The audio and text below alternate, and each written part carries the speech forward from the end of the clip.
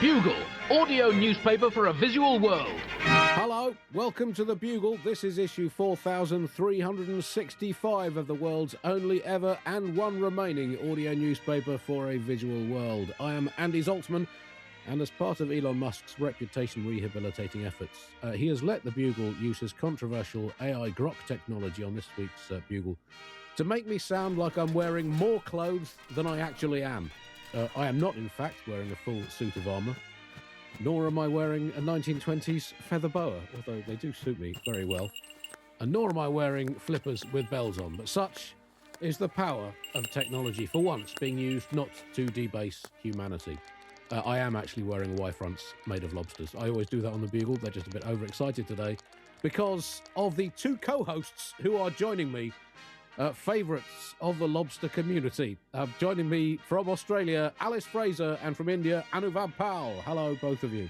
Hello, Andy. I am delighted to be favoured of the lobster community, although I think lobsters might be the name that the fan base of Jordan Peterson stands call themselves, or attribute, or maybe mockingly attributed that name by people who don't like them. I'm not 100% sure, but I'm pretty sure that it's a Jordan Peterson lobster situation, because he thinks that lobsters get dopamine from fighting, but hasn't realized that for lobsters dopamine is like not the same thing as it is for people. Like, I don't know if you've noticed, Andy, but people are not the same as lobsters.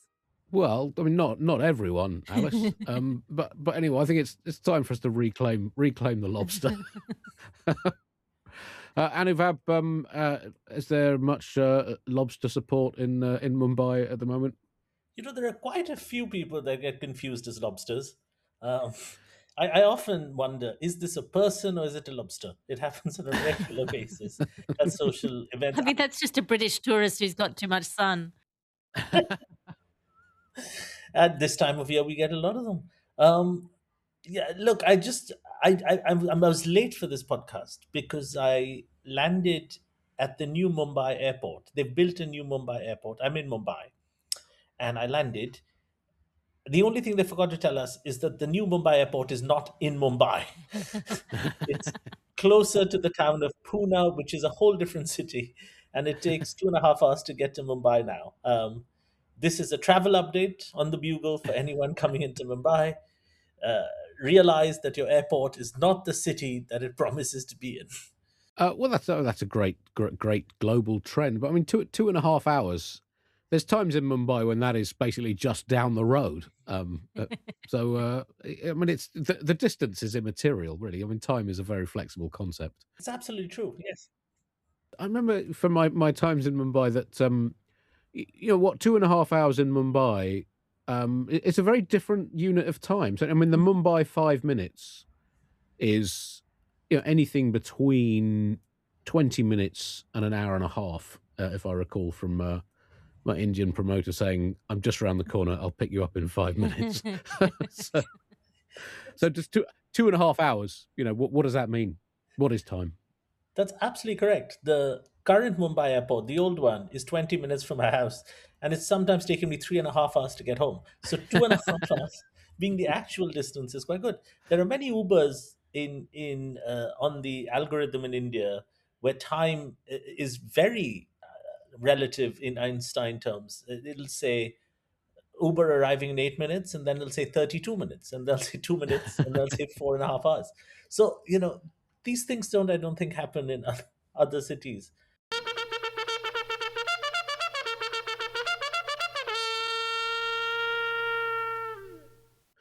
We are recording on the 19th of January 2026. On the 20th of January 1841, Hong Kong Island was occupied by the British during the First Opium War.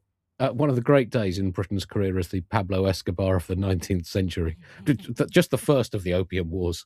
We were a very, very enthusiastic drug pusher back in those days. But we've learned and we've moved on. 20th of January also is Penguin Awareness Day. Were you aware of Penguin Awareness Day, either of you? I was not aware of Penguin Awareness Day, but I didn't need Penguin Awareness Day because I'm at all times aware of penguins. That's very few people are. You're a role model and an inspiration. And Anuvab, I think in the I tropics, imagine they don't penguin believe awareness in penguins Mumbai is exist. not high I on think the some people social have agenda. seen Is them. that fair We've to say? not seen them. There are some hot countries where certain creatures, like seals and penguins, they're mostly meant for BBC documentaries. No one's actually seen one, and many people don't believe they're true.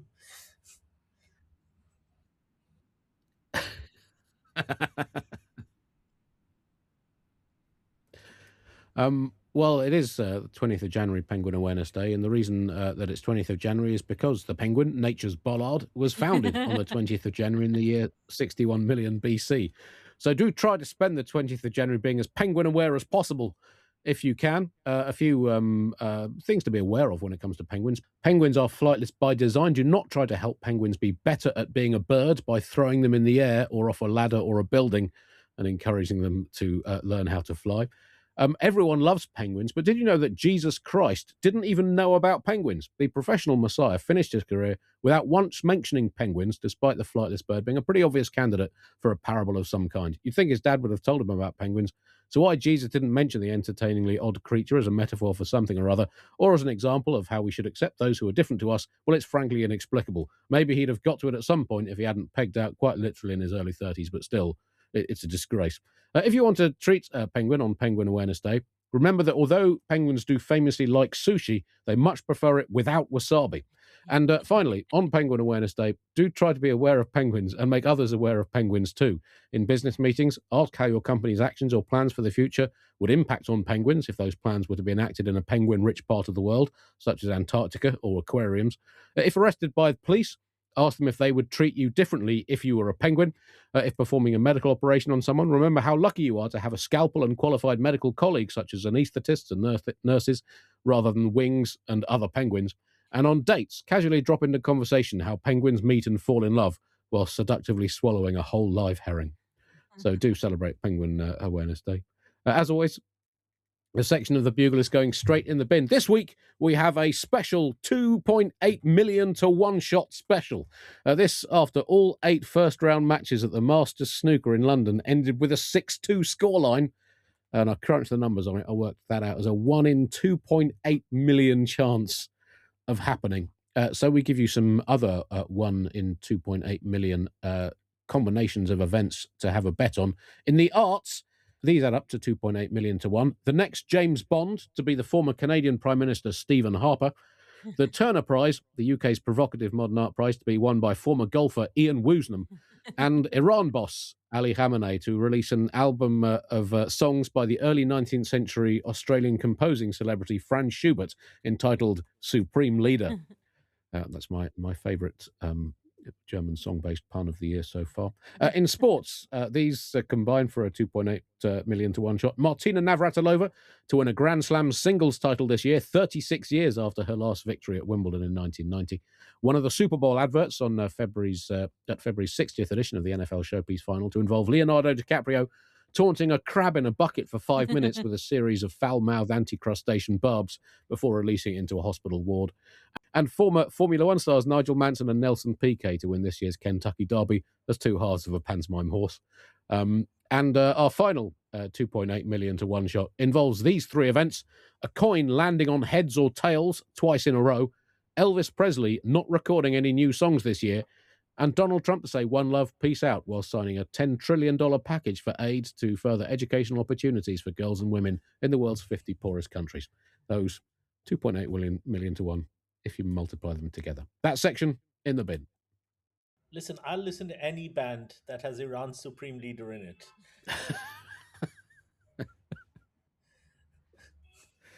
Pop, jazz, doesn't matter.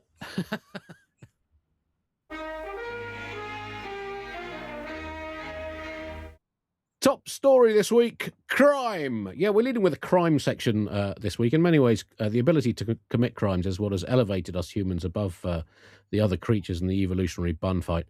And where else to start in our crime section than with the world's most famous active felon, the man who, despite being given the chance to sort himself out from his criminal ways with a 4-year rehabilitative work placement as President of the United States of America, has struggled to change his ways. Don, as he likes to be known, the man who puts the lie into ally, is currently mid-crime as we speak, attempting to steal Greenland the world's largest non-continent qualifying island.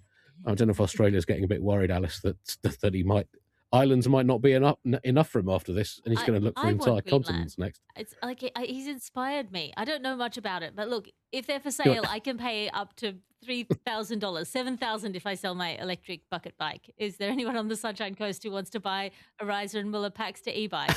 Hit me up. Look.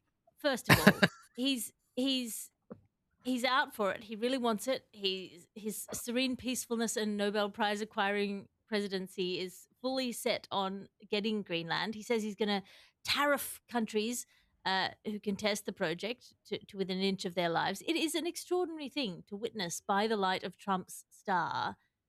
By comparison, how little people just do stuff. You know, it's quite inspiring to some extent. People are held back by the imagined consequences of a bygone era where if you did stuff that was against norms or law or even table manners, you could be stapled to a wall or frozen in carbonite or poisoned at a banquet. You know, like, on the other hand, it did, you know, if you were a tyrannically minded, conquest-driven king a little bit before that, if you had the largest army in the world, you could basically take whatever land you felt like, but you were constrained in your ambitions by the range of the average horse, the idea that the world was flat, and the possibility of dying from an aggrieved tooth. Yeah, I mean, look, Andy, Alice, I think that it's a shame that more countries are not up for sale. It's so difficult to keep an economy going, to keep your population fed, to control your borders. Why not just put yourself up for sale and see what happens? Rules-based order. This whole idea of stability in the world since 1945. It's had a good run, right? It's a pretty good run. I've always been a huge fan of the mid 18th century, right? The 1750s. Big fan. 1750s, lots of countries were up for sale, including the British East India Company when they were in India. A lot of people thought there was a battle to conquer India, but there was actually a purchase price. Uh, a lot of people took a bribe and gave up lots of kingdoms to the British, who then consolidated and later made it an empire. But stuff used to be available for sale, and it's not anymore. And I'm sad about that. So just getting humanity back to its innate state of ruthlessly purchasing people and land. So yeah, I mean, I guess nostalgia comes in strange cycles and forms. Trump has threatened tariffs against several of America's supposed trading and military partners if they don't bend over and let him do what he wants with Greenland. And what he wants, as discussed last week, is to steal Greenland and its alluring cocktail of geographic location, commercially advantageous mineral wealth, spare ice, and being something Donald Trump does not yet own and has not yet personally violated, which is an increasingly small subset on the global Venn diagram. But it's put many countries and European allies, and the European Union, Denmark, Britain, in difficult positions, dealing with America, the world's most militarily and economically powerful failed state, under the rule of its current monarcho-despotanical chaos-mongering commander-in-chief. That's one of the toughest challenges for leaders of the world's few remaining vaguely sane nations. And so Keir Starmer this weekend said the use of tariffs against allies is completely wrong. And look, aside from the soul-deep disappointment of living in a world where those words needed to be out loud, there is a cosmic futility in the use of the word wrong, because appealing to Trump's moral compass is as pointless as appealing to the geographical compass of a snowman. At point north, Mr. Carrot Snout, it's not going to work. Even if the snowman coincidentally happens to be pointing north, you know it's not going to last. But I mean, it's sort of the idea. It's sort of the idea of consequences is completely absent from his calculations. When he took Maduro, couldn't have happened to a nicer guy, but it was against international custom and the norms that say we're not going to descend into tit for tat napping global leaders, lest retaliation mean a drone swarm descend on Keir Starmer to hoik him off to France for a post-Brexit fishing rights fight to the death in a bear pit surrounded by Marine Le Pen and 8 rabid poodles swinging sharpened baguettes. Like, the reason that the norms are there is so that if you do it, then anyone can do it. The EU is trying to stand up for itself. They're saying they are going to deploy countermeasures. But I mean, what are the countermeasures to be? here are my list of possible countermeasures to Trump tariffs from most realistic to most likely in that order. Number one, they could call in the trillions of dollars of US debt to the EU by dumping US Treasury bonds, thus bankrupting the US. That wouldn't work, of course. Trump would declare a cryptocurrency, cryptocracy and blow up the mint, declaring that he's always preferred other flavors of toothpaste. The US would go back to a mostly barter system, and all the podcast manosphere bros would revert to a state of nature and start trying to machine gun raccoons for dinner. The second most realistic, but slightly less likely, slightly more likely is we could say, the EU could say that Trump can have Greenland, but you gerrymander the borders of Greenland, so it's actually just a patch of ocean he is not going to check. The EU could say he can have Greenland if Italy gets to take Florida. Why not? Swapsies. I think that could work. Or everyone just show up to the G8 with no trousers on. He strikes me as the kind of guy who has a phobia of loose junk. Just flaps and dongles, dingling and scooching, I think would unsettle him. And if it didn't, it would still be funny. So, I'm always quite attracted to Trump's lieutenants, the people that execute on his behalf, because every day they have to explain to the world press and justify a new kind of insanity. It's not often that you get a president that kidnaps a person from his bed. Um, and the next day you see, all the spokespeople going out and saying, not every world leader should have the benefit of sleeping in their own bed every night. It's quite likely that one of them could end up in Manhattan in a federal court. So I like the rationale that's provided for the insanity. That's kind of good. And also, just for a second, just for clarity, I grew up thinking that the capital of Greenland was Godthab. That's not the case. It's a place called Nook. And this has been bothering me for years. This has nothing to do with the podcast. I just wanted to get this off my chest. And I'm no one to share this with, because people would just say you're dumb. It's Nook. But I just want to know how you guys feel about this capital name change thing. Well, I similarly remember that, and I get the feeling, Anuvab, that you and I, in very different parts of the world, had similar childhoods, learning pointless trivia that would serve us through life. But I mean, these things change. I mean, this is. I mean, the world is in constant flux, as we learn every day. But no, I mean, the changing of capitals is it's something that has confused me for the last 30 odd years. It shouldn't change. I mean, the whole process is another classic trumpet cocktail of threats, bribes, and ongoing tantrum. And most Americans, according to surveys, oppose the idea of taking control of Greenland, stroke an act of war and perfidy against an ally, stroke naked economic imperialism. They prefer their economic imperialism with at least a jockstrap of demurrement, or their country defecating in the face of the concepts of international law and cooperation. I'm not sure quite how they phrase the question, which of those phrases they put to the people of America, but that's the implication, essentially, that America is broadly against this. And however you view Trump, on the spectrum from heroic bringer of freedom to the oppressed to cancerous polyp on the scrotum of Beelzebub, the questionability of this Greenland fetish is highlighted by the fact that even Republicans are against it. Not all of them, obviously. Many Trump fundamentalists still on side and would seemingly still back Trump, even as he personally kicked them off a diving board into a pool of sharks. But many Republicans are. And when Republicans are starting to query Trump's words and actions, maybe a line has been crossed. You would have been forgiven for having thought the Republican Party had forgotten its safe word at some point in the last decade, given what it's been prepared to submit to over the last 10 years. But maybe act of war against NATO ally is making it wonder whether it really wants to stay in its political gimp outfit for the rest of time. One other quick bit of US political news. America is apparently considering granting asylum to Jewish people from the UK. And can I just put on record, I sincerely hope this is not going to be compulsory.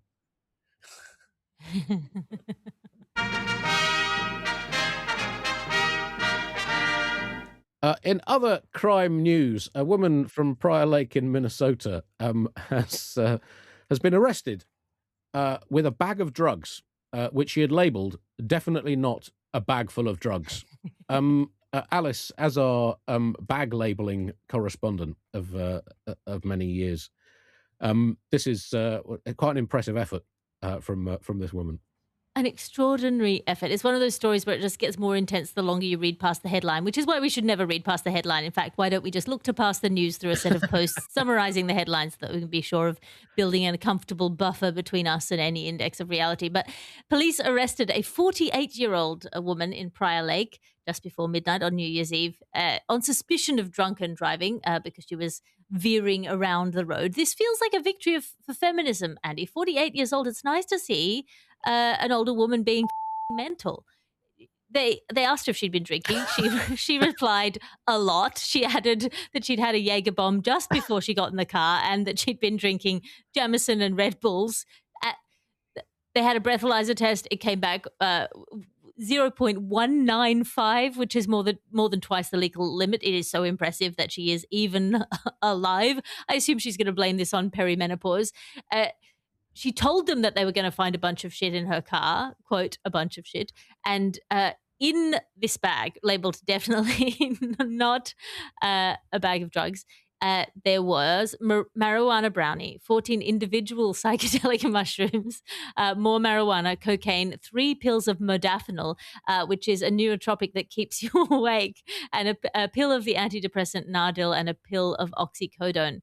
I think the thing that bothers me the most and about a nice this, green leaf. and a nice green leaf, and it feels like the modafinil there of just make sure that you can stay awake to experience all of this.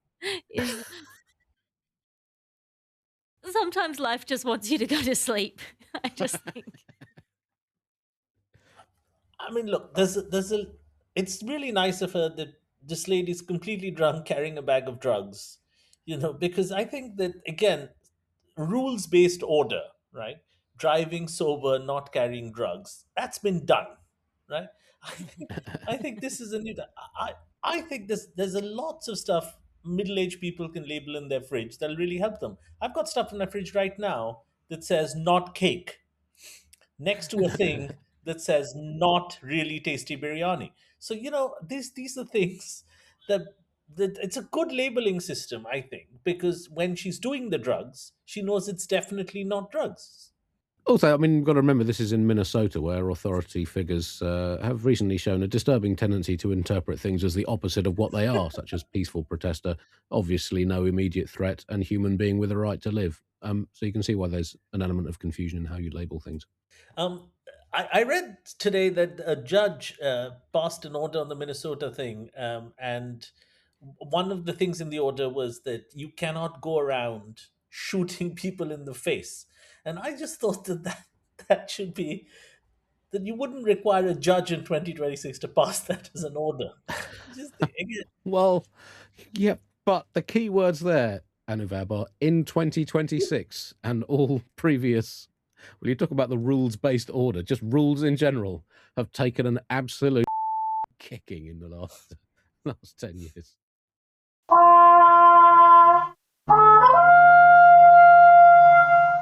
London crime news and, exciting news, unless you're a fan of Sherlock Holmes. London's murder rate has dropped to its lowest level in more than a decade.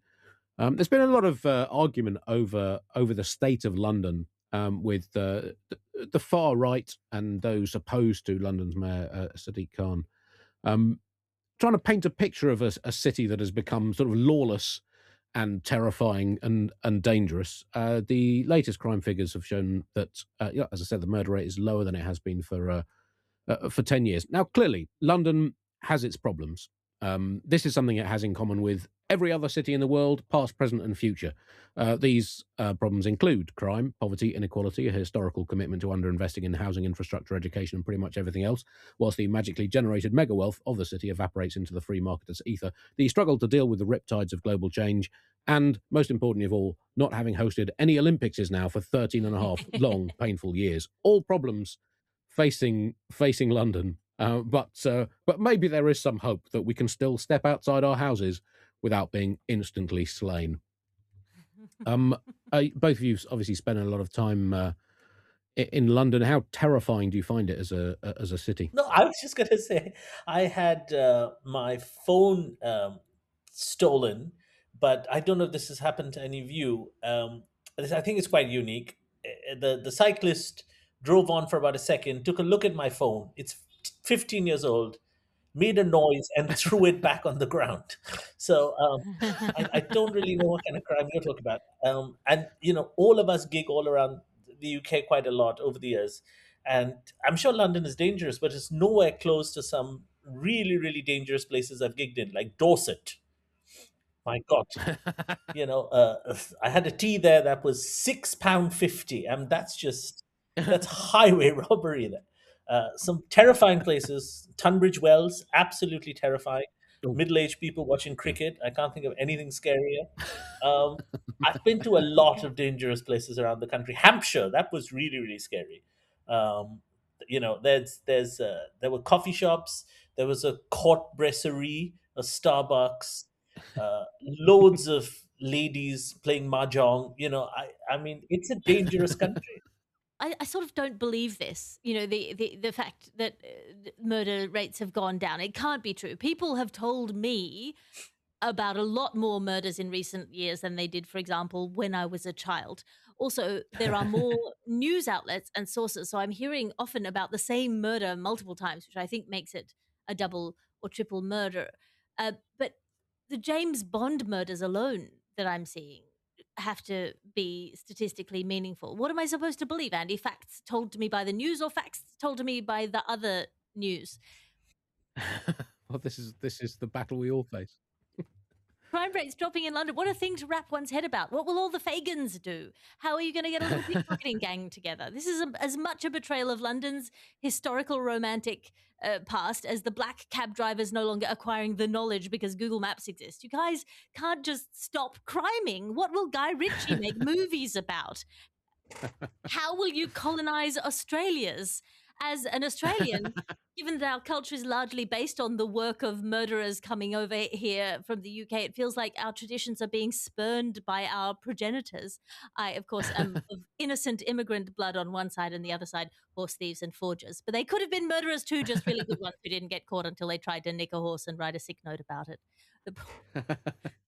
The point is, you gotta murder up your murder stats. Alice is absolutely right. I mean, my favorite London is Victorian London, where there were at least 5 or 6 consulting detectives working, with Scotland Yard. And Sherlock Holmes himself, Andy, as you mentioned, said London is a cesspit of slovenly crime. Well, should everything be replaced by a Wagamama's and a Nando's? Is it a Wagamama's or murder? Is that the option? That's the choice. That is the choice that the free markets have presented us with. And to be fair, in mitigation, Sherlock Holmes was running for council for a far right party at the time, so we had to talk it up. But I mean, we've got to remember that crime figures are statistics, and statistics, as any statistician will know, are like top quality actors. They need a bit of direction, but they can be made to say what you want them to say, and to say it convincingly enough that people believe them and think what they're saying is relevant. So it's hard to know the exact truth of these things. Different people interpret them in different ways. And a recurring theme in the politics of the pseudo-patriotic right wing has been telling the people of a country that their country is dreadful, and that the only way to make it not dreadful is via one or more of a time machine, a national festival of foreigner blaming, a reality obliterating serum smeared directly into the brain, and destroying the few remaining pillars left from the version of the country they pretend they want to try to reboot to. So it's always hard to interpret the real truth from statistics like this. All I will say is I've lived in London now for, almost 30 years, and I haven't been murdered yet. So this is how we look at things in the modern news. It's all about personal lived experience, and that's all I can add to this debate. Was it not Samuel Johnson who said, "He who is sick of London is sick of having his phone stolen while being stabbed by a criminal"? I believe it was.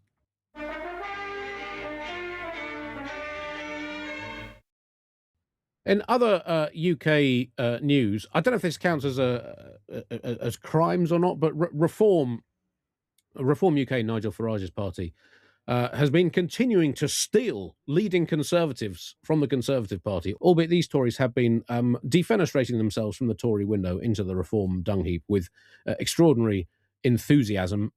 We reported last week on the former Chancellor and being sacked for breaking ministerial code specialist Nadeem Zahawi joining Reform, or to give it its philosophically correct name, Nigel Farage.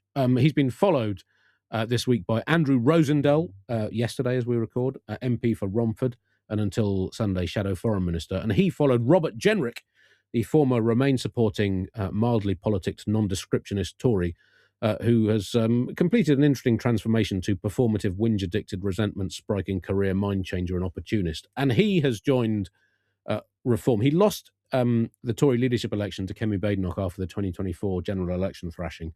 And he was sacked last week by Badenoch after she was presented with, quotes, irrefutable evidence that Jenrick was plotting not only to leave the party, but to do so in a characteristically wankerish manner, an attempt to damage his former colleagues. It wasn't initially clear where Jenrick was going to go.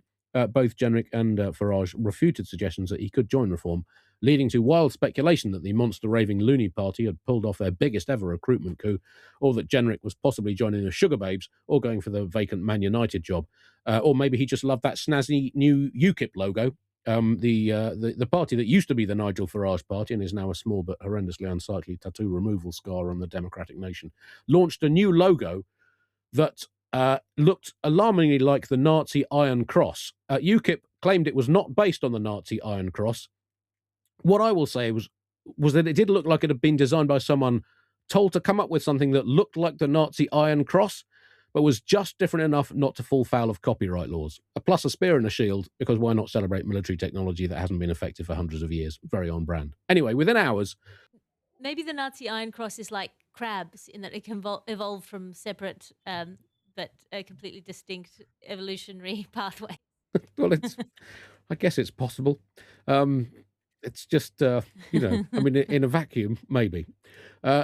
Within hours of Jenrick being resigned, he had been duly unveiled as the latest sea slug to jump from the Conservative Titanic and join the bottom-feeding throng of Reform. But the question has arisen as, are all these defections good news for Reform, which built itself on its anti-establishmentism and is now becoming a hospice for the barely pulsing careers of failed Tories? So it's at a strange time politically that Reform are top in the polls, but have sort of plateaued out recently around about sort of high 20s to 30%. All the other traditional parties have been really struggling around about 20% or below. But could all these defections actually undermine undermine Farage's project? Here's hoping. Well, Reform needs to decide what it is. Is it, as it seems to believe, the party for people who feel abandoned by the traditional political frameworks of left and right, Conservative and Labour, a sort of a libertarian party of free speech and good faith, benevolent debate me bros who believe in rights and common sense, which is what it sort of keeps trying to say? Or are they the place that people too frothingly authoritarian and bigoted for even the Conservative Party to stomach, getting shuffled off the rightist wing of that party and splashing down into Reform, which is what it seems to sort of be ending up being? It is hard to be as sort of anti-immigration as the Conservative Party is already. Some of them don't even believe in marrying outside their own family, let alone letting foreigners into your fields to touch/harvest your crops. Surely the serfs who are generationally bonded to your lands can do that between asking your permission to get married. That's a very good point, Alice. There's just to build on that. I'm fascinated by the core DNA of the Reform Party, because it seems like beyond the politics, they're in search for a certain kind of Englishness. They seem to think a certain kind of Englishness is lost. And it reminds me of the sitcom To the Manor Born, where they have this line which goes, England for the English, as we used to say about India. It's because the English identity has always been mixed. Because I often wonder, I read a lot of English literature. I'm very influenced by English literature, and I often wonder, and I'm a foreigner, so I often wonder what Reform will do with someone like me, who's born in a foreign country, but all their influences are shaped by early 20th century English writers. So I look like this, but I have all the reading habits of a Victorian racist. So I wonder what they do with someone like me. It's because I'm the sort of person that they would want. I would think. I'm the but my physically I don't qualify. Mentally, I'm exactly the sort of person they should want. That's one of my favourite phrases ever said on the Bugle. One of the difficulties for Jenrick and Zahawi and Farage is Can we by get coming merch together. for Anuvab?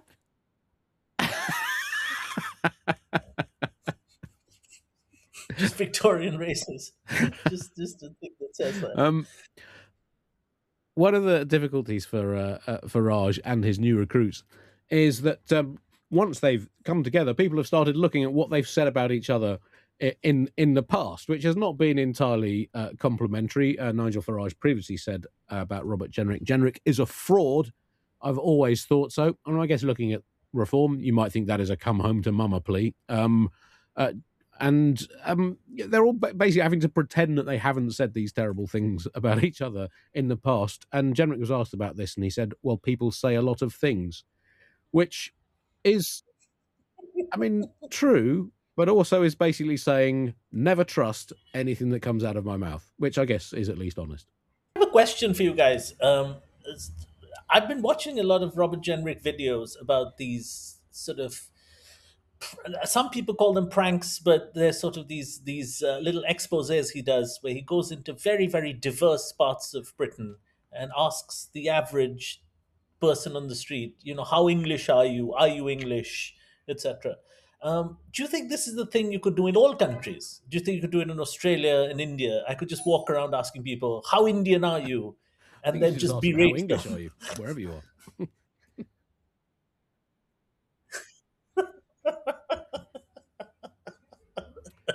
We will have full updates on the continuing decline of British democracy between now and the end of time.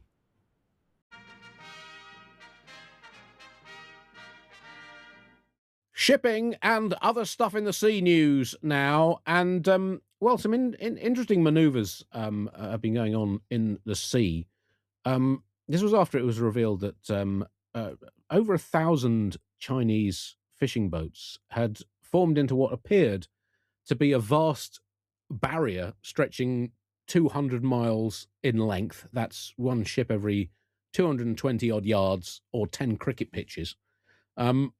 But this could be a rehearsal for China deploying several times that amount of shipping vessels, 10 times even, which would be a ship every 22 yards, which would make playing cricket on the surface of the ocean even more hazardous than normal. So understandably, people are very worried about this. It was quite a strange and interesting story.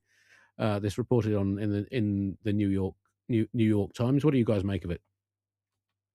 And Andy, this is so sus. Like, of course, somebody rehearsing all of the like elaborate boat dance moves that would be involved in thwarting, for example, an armada of ships from moving from one place to another. Of course, that could just be for fun.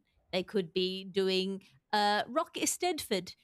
They could be innocently forming a long line in order to meet a Guinness World Record. But it does feel like maybe like your partner has bought a burner phone and hired a hotel room, and you ask them why they've done that, and they say, I'm not cheating on you, I'm just practicing for maybe one day when I call.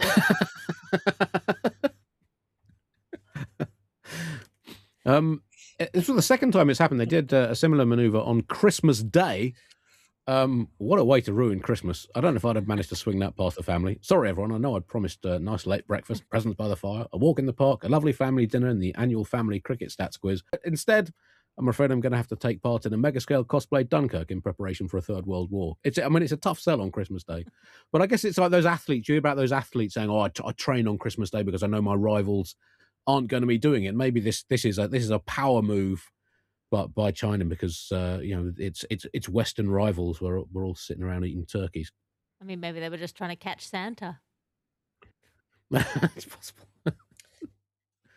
On the plus side, it's probably good news for the fish. It's probably easier to escape being caught if all the fishing boats are lined up in in a 200-mile long line. You've got options. The reasons for this and explanations for this this exercise, people have suggested it was to practice disrupting shipping lanes, or both commercial and military, to monitor other countries' ships, to assert territorial claims, or that it was simply a slow motion ship dance, because when you look at the satellite tracking animation of the ship's locations, they just moved back and forth in fairly small distances. And if you speed that up and set it to the chicken dance music, it's actually quite cute, rather than being an ominous look into the organizational might and control of Chinese state power. So let's cling to that. It does show, I think, the difference between China and America. These boats stayed in place for 30 hours.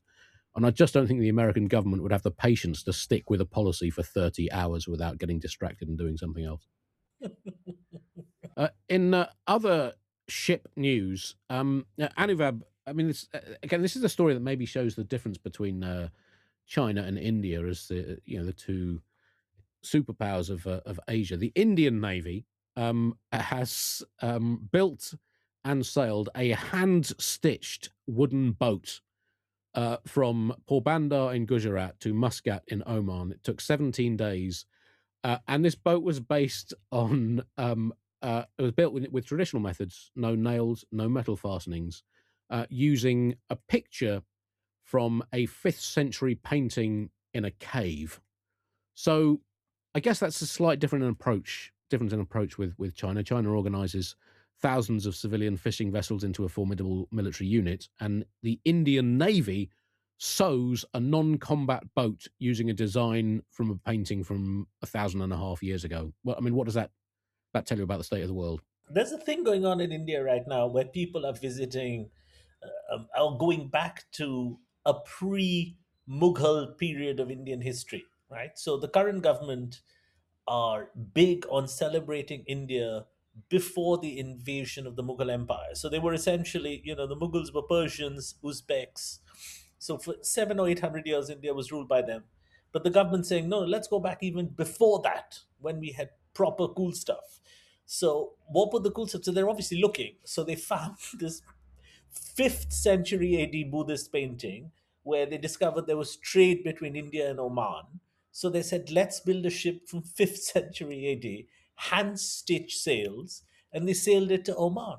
Now, when the Caliphate of Oman saw the ship, they had one question: why? To which we responded, why not? You know, I mean, this is the thing. It's India's trying to figure out what was its golden age, and it's very difficult to find a golden age without foreigners. And which is probably true for any country in the world. I think reform is struggling with the same thing. It's the Taj Mahal, built by Emperor Shah Jahan, technically has a significant foreign blood, right? Because he's Persian, and he's from Samarkand and those areas. So you have to go even further back. So you go all the way back to 5th century AD, and then you start doing stuff like that. In fact, I'm really looking forward to some of the skyscrapers being removed and some mud huts being brought in. And if they get rid of penicillin as well, then we can properly go back to 5th century AD and start celebrating the golden age of India. Porbandar, the place it sailed from, has a special place in Indian cricket history.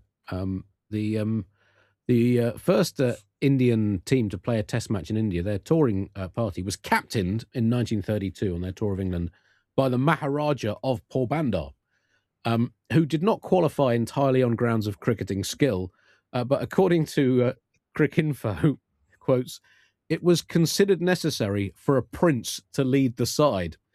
And when the Maharaja of Patiala had to withdraw through illness, the Maharaja of Porbandar was appointed instead. So he wasn't even the first choice Maharaja to captain the cricket side.